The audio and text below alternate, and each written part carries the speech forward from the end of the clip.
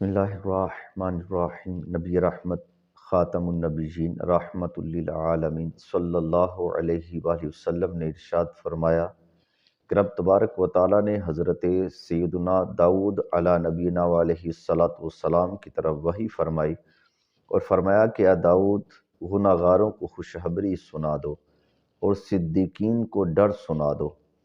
آپ نے رب تبارک و تعالیٰ کا جب یہ کلام سنا تو بڑا تعجب ہوا۔ فرمایا یا اللہ، میں گناہ گاروں کو کیا خوشخبری دوں اور صدیقین کو کیا ڈر سناؤں؟ تو رب تبارک و تعالیٰ نے فرمایا کہ گناہ گاروں کو میرا پیغام دے دو کہ اگرچہ تمہارے لاکھ گناہ ہیں، بڑے گناہ کر بیٹھے ہو، مگر یاد رکھو کوئی بھی گناہ میری بخشش سے بڑا نہیں ہے۔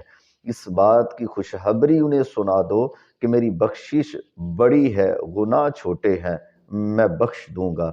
اور فرمایا صدیقین کو ڈر سنا دو۔ فرمایا مولا صدیقین کو کون سا ڈر سناؤں؟ فرمایا صدیقین کو یہ ڈر سنا دو کہ جس سے بھی میں نے اپنی نعمتوں کا حساب لیا ہے وہ تباہ و برباد ہو گیا ہے۔ کبھی اپنی عبادتوں پر ناز نہ کرنا، غرور نہ کرنا۔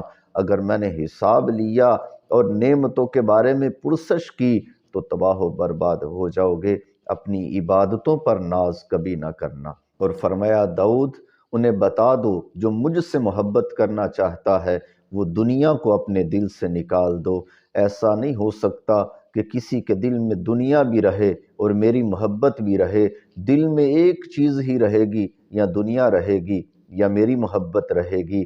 جب میری محبت آ جائے گی تو دنیا کی محبت اس کے دل سے نکل جائے گی۔